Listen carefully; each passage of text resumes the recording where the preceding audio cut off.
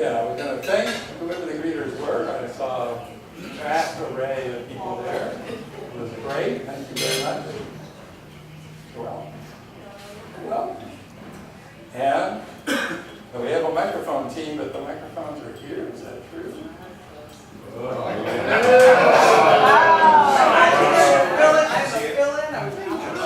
know, drafty. Someone else?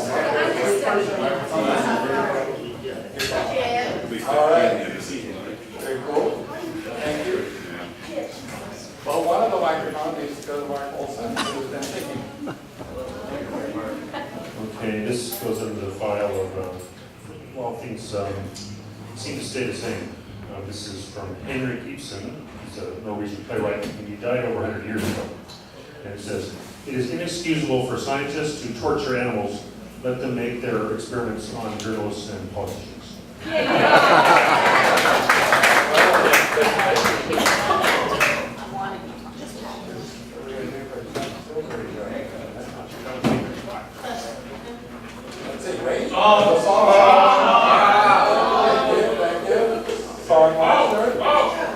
I almost forgot.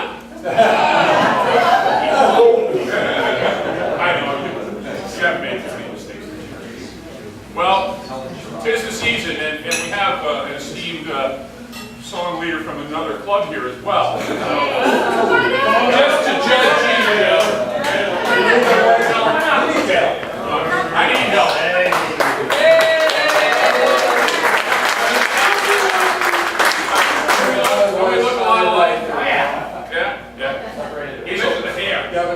Separated birds. So, you know any Christmas songs? I know lots of Christmas songs and some. Do you remember the one that starts, you know, Dasher and Dancer and Prancer and Vixen, Comet and Cupid and Donner and Blitzen.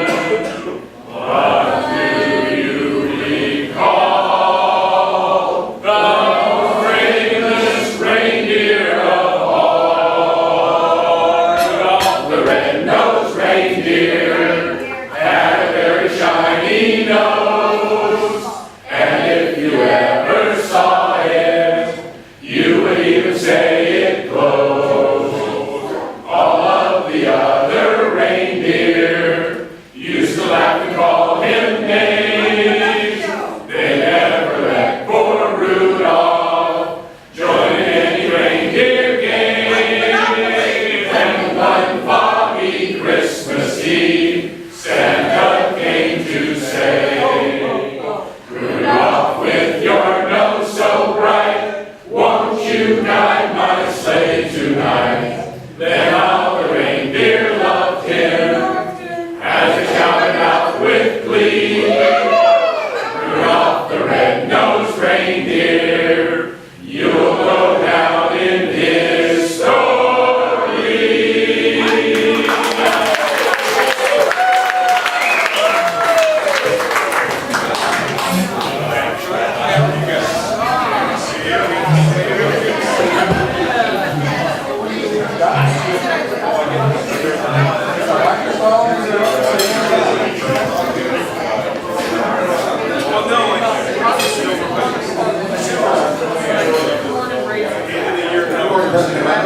Good morning, Reserve. Please join me in welcoming a few couple of friends from the basketball club, the Conservation of Education, Mr. Jim Raffini. Hey, Jim. Jim. Hey, Jim. And from the Sebastopol Noon Club in the Conservation of Education, Helen John. Thank you. And if you have guests at your table, please signal a microphone.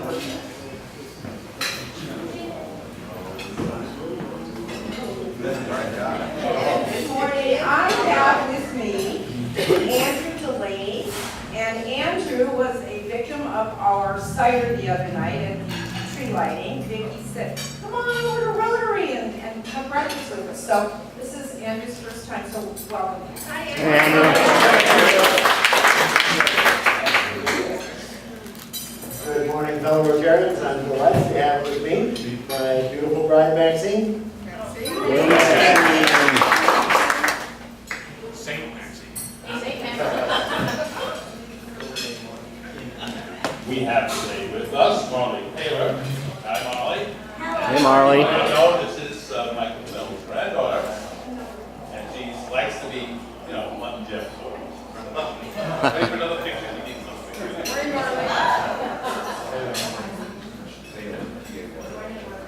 Any other guests? Let's have a round of applause for this.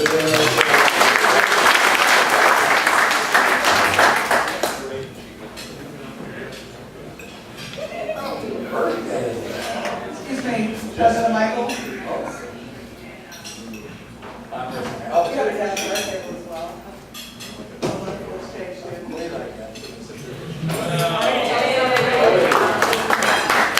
Morning. Good morning. I just switched family 2 weeks ago, and it's really awesome. It's always exciting to meet a new family. But it's pretty cool because I'm living in the center of Sebastopol, so it makes a lot of things easier. And otherwise, things are going really good at high school. Thank you for all.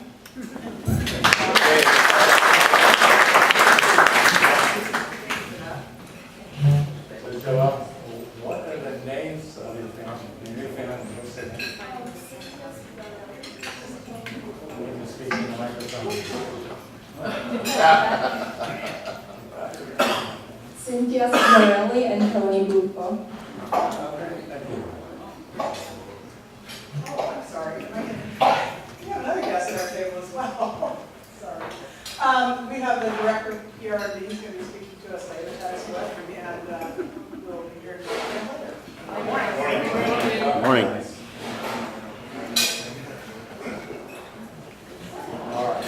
Birthday boy, Jerry. Well, I do this. So Ken Grant is having a birthday. Selfie. Selfie, there you selfie with the big.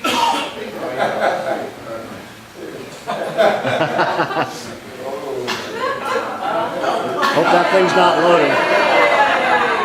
That's the winner. Very good. So just before our next meeting, last meeting of the year, the 1-year-old. And the Rotary anniversary. Wow, 3 years on December. 3 years this time. This time, yeah. Actually, the years have gone by fast. My favorite Rotary moment is the next one. And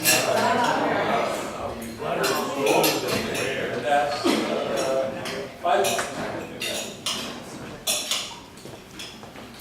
There are lots of partners' birthdays. Barbara Bardella, so just Frank out and about, and you're out and about. Christine Judson, is this accurate? Yes, that is accurate. She's going to be a little close to my age. I bought her plane ticket to Las Vegas, so she'll bring me back. All right, well, I encourage her to take a selfie. Then Steve Barney, was August's husband. So I partner. Yeah, my daughter's birthday was Monday the 7th, and she was 3 weeks late, and I kept telling her that she was really waiting so that she could have the same birthday as her father, but she didn't quite make it. I see, that's how you remember them. Yep. Very good. Sorry to see that. Well, we have a serious business to conduct. Please welcome Linda Sinkay. Hi, Brian.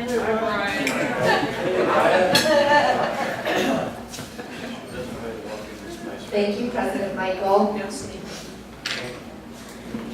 Well, as President Michael said, this is our annual meeting where we look to the future and we decide who's going to lead us. And first, I'd like to introduce the nominating committee. Along with myself and Michael and Scott Penzie, we had Jerry Meshalem, Vicki Johnston, Dale Thomas, and Ken Brandt.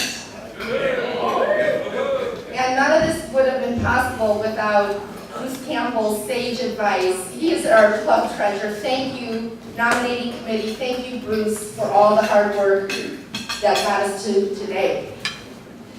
So, I'd like to introduce the people that the committee has nominated to serve on next year's board. Starting with the officers, President-elect Scott Hensey will be president. Please come up when I call your name.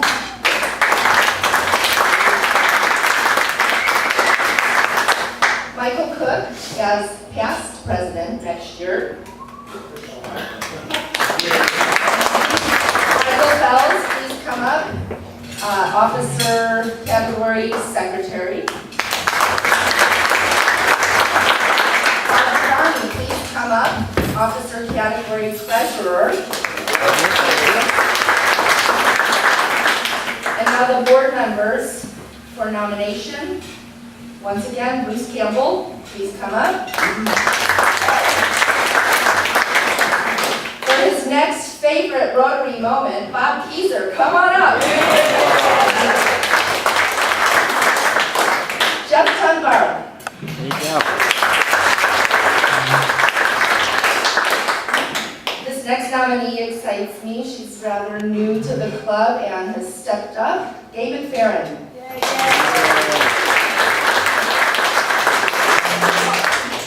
Is Wayne Britton here today? There Yeah, he is. it's different. That's good. That's what you're supposed to do. Keep us guessing. Wayne Britton. Pam Davis.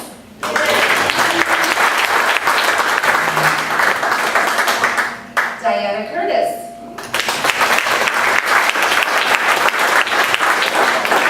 Charlie Judson.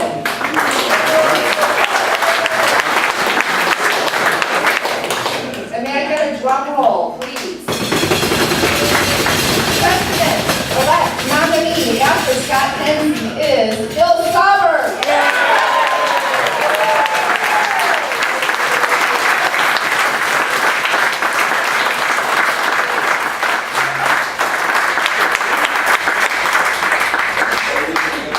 So at this time, I need to open it up. Are there any other nominations for the board from the floor?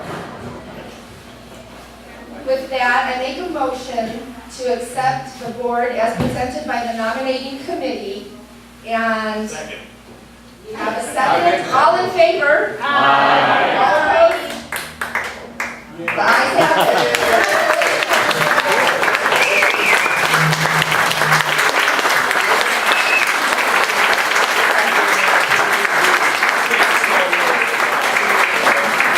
This might be the last time we're all together on the same day. We're going to get a group picture, please. And while they do that, I'd like to remind everybody, it's an honor to be on the board. These people are going to need all of our help, and I hope you say yes when they reach out to you for help. And our club is what we make it, and we are one of the best Rotary clubs in the whole district, and I'm just proud to finish my term as, when the past 5 presidents get to be on this committee, this is my last year on the committee. And I'm excited for these folks. It truly is an honor to serve. So when asked, please say yes, because you never know what fabulous things will happen from that. Thank you.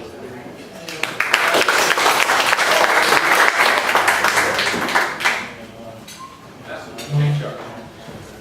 Take the panoramic shot. That's right there. All guys in the back, together. All one in the back, 4 guys in front.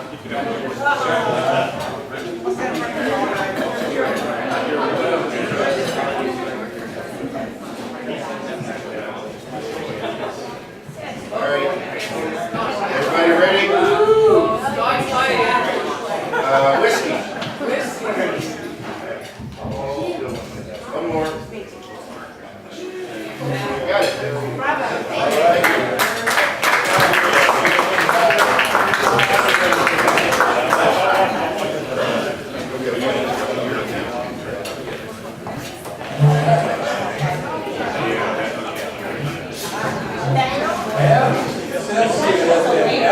Bill Sauber joined us.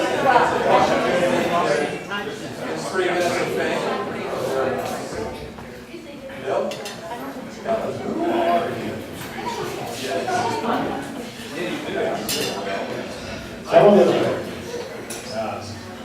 So, it's been a while since I've been back here, and I realize that probably less than half of you were here when I gave my first July speech back in, was it 1998 or something?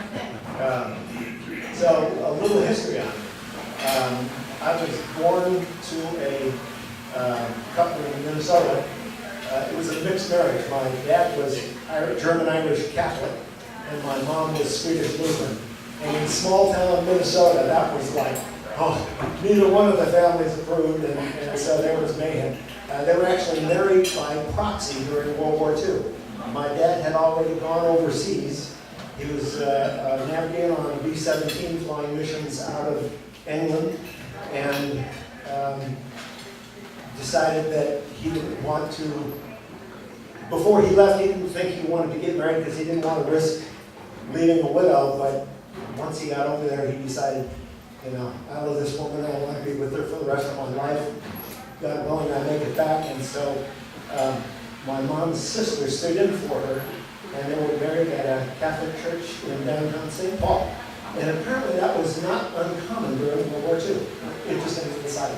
Anyway, so I was born in Chicago. When my dad got back to the war, they resettled there because both families were squabbling so much in Minnesota, they decided to get away.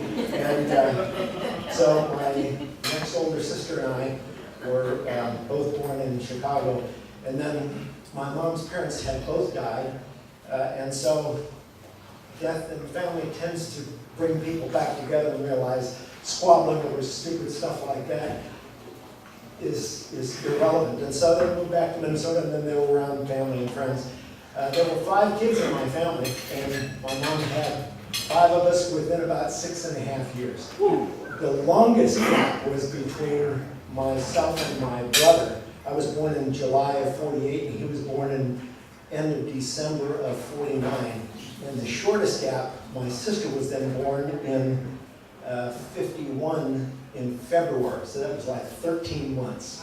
She was born on the 1st of February, my brother was born on May 28th. Anyway, so we lived in Minnesota up until 1957, and then, like the Dodgers and the Giants, we moved to California.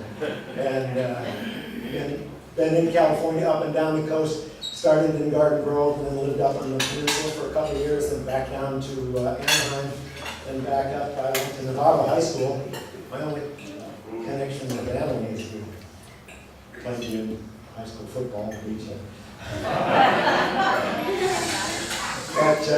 That was that. I wasn't comfortable then. That's not right. So right out of high school, I graduated in '66, and I turned 18 just after that, and signed up for the selective service and enlisted in the Air Force right out of there. So I left home basically right out of high school and have been going ever since.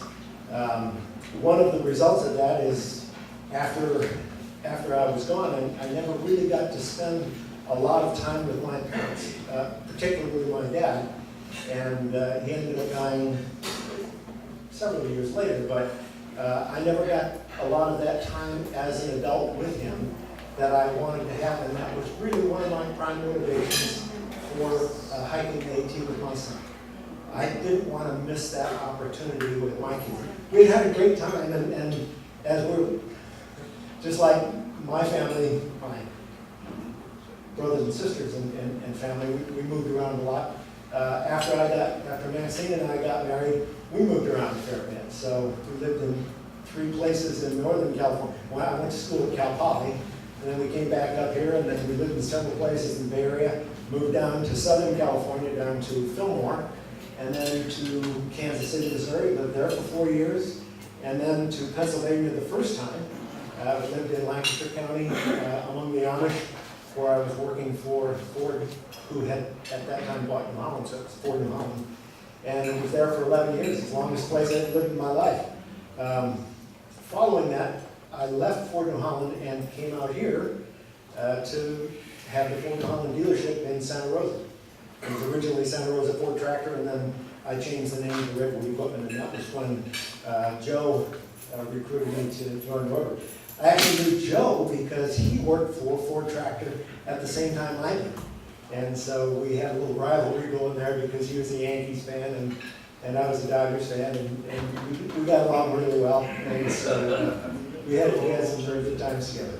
So after being here for 6 years, I left and went to work for Volvo Construction Equipment. That's when I went to Asheville, North Carolina, and then up to not Lancaster County, but Pennsylvania again, still down southeast corner in Carlisle, and that was just before I came here. So we've been around the country a lot. We've got 2 great sons, and one granddaughter and 2 twin grandsons now that are just going to turn 2. Just turned 2.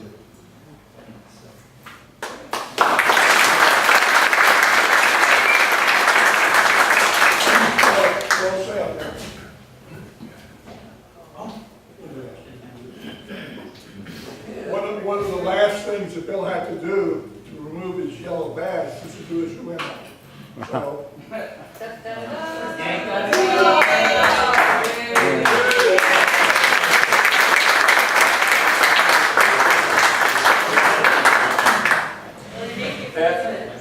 Yeah. It's not enough to get really acquainted with Bill. We now have our latest member of the family. Right here. That little right arrow, that's the next slide. Hi, I'm going to make this fairly brief, but I'm going to make it through pictures. We, as a family, collected a lot, and I thought I'd just kind of share who I am that way. So first I'll say, Bill, we're within a month of each other in birth years. So congratulations, 66, class of 66. I was born in San Francisco, meat eater. Grew up in the 1950s. This is my mom picture. She grew up, did a lot of time in Shanghai. My grandfather was Marine, career Marine Corps as a master sergeant, and they were out in Shanghai. This is what she grew up to be, and attracted my dad, San Franciscan, who was in World War II as a regular along the East Coast and then over the Guadalcanal. And my mom had 4 boys. She always wanted a girl. It didn't happen. And my older brother Mike, my younger brother Eddie, Joey. And this is what we sort of used to look like. We don't look like this anymore. But, you know, do you like? Sorry. I was just going to say, don't you just love the shorts? So, in San Francisco, grew up there, and I went to Lowell High School, and so these are the kinds of activities I did. I was a lab assistant, and also I was a film person, so I go around to different classrooms and set up their films for our classroom period. So pretty tweety in high school, but I did graduate, and like Bill and I in 1966. And from there, I just want to backtracking real quick. My dad was a ham radio operator, loved gear. I grew up with gear, and I ended up off Vietnam as a radioman, taking care of all that gear. I was on this ship, and that's the Midway CBA 41 down in San Diego. Got out of service, spent about a number of years in the service, and this is my wife Ellie, but at this time I was running around with her, met her in Baja in a class in geology from College of Marin. We ended up going up to Chico State, graduating. It was a wonderful school. It was a great place because the outdoors were always there. We love the outdoors. So she's still alive, by the way. I didn't push her that far. I came out of Chico State with a degree in biology, and I became a state park ranger. And so I did that for a while, and I ended up down in Huntington Beach, and instead of interpreting biology to people, what I did was I carried a gun and mace and stick and handcuffs and that sort of thing, so I just felt it wasn't for me. So I got out of that and eventually back up in Sonoma County. This is up in Sugarloaf Ridge where we got married. This is our great friends that they got their little marriage ability to marry us, and we had our own little ceremony. Bought a couple of houses. We now live up on Cherry Ridge Road.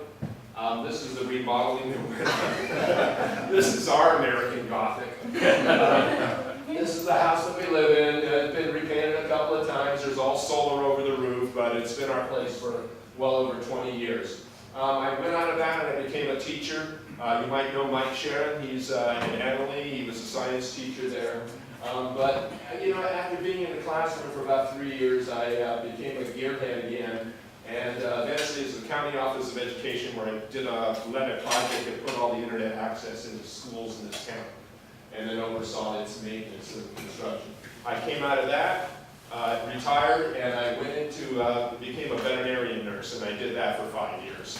And this is Jack Long. I don't know if anybody's ever had a patient or their animal that needed to go up there. I moved out of that basically and did other things, and I got into sustainability. So I have gardens. We harvest olives. John, looking forward to your olives next year. Made cheese, do bees, got hens, love eggs, make things at home for the year, into pets. These are the old ones. These are the new ones. Peanut and Frankie. Do foster care, raise these from just about 1 week old until they're 2 pounds to go back.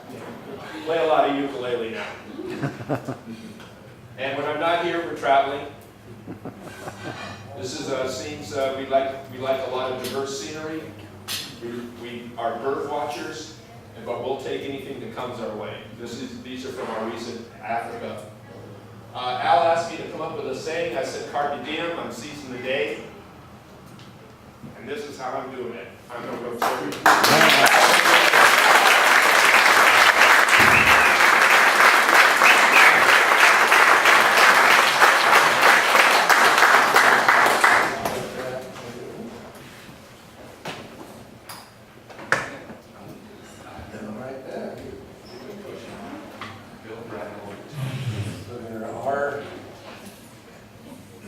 Announcements. Did you get yours here? I thought there was one. Okay. I'm ready now. All right. Good morning. So I thought I was going to piggyback on Michael, but I guess I'll just take the lead here. So we're having an event on February 20th, the Mardi Gras Casino Night, as you know. And I'm working on putting together a package that we're going to be trading with the Rotary Club of Bernie. And we have all kinds of great stuff. We got 3 nights at Penn's Place, and basically we're going to have a day of chauffeured wine tasting, and then we're going to have a day of zip line and osmosis day spa, and then a bunch of great meals that have already been donated. So, but I still have a few needs. And actually, I wanted to say thank you to John Miletto and a couple other wineries that donated some wine and some tasting certificates. So what I need from you are your connections with whatever wineries you're connected with. I need a tasting pass for 4. And I need that soon so I can get this package put together, because their auction is coming up on February 6th, so we're under a time frame for them as well. So I know last year we had Martin, somebody knows Martin Ray Vineyard, Taft Street, Russian River, Graydon Ridge, Denton Goldfield. If you know any of those guys, let me know so I don't send multiple people. I don't want to be harassing them or asking them for more than we need. And so that's pretty much it at this point. I'm working on getting the chauffeur for the day. If it doesn't work out, I'm going to be looking at this guy to drive this group around with us. So basically, I need tasting certificates right now for wineries. Thanks. I have an announcement. I do. Joe. 1 second. Let's go with Mike. We also are gathering together another live auction item that Bill Saab was going to be coordinating. It's something called the Best of the Barlow. And so any of you that know any of the merchants in the Barlow, we want to gather merchandise from them and use it as a live auction item. So see Bill about that. And mine is separate. I am very pleased to announce that the Sebastopol Specialty Center has brought urology to West County. So we now have a full-time urologist that will be seeing patients starting in January. And that's in helping to get Sonoma West Hospital up and running. And so if any of you guys have needs that are down there, we have a wonderful doctor.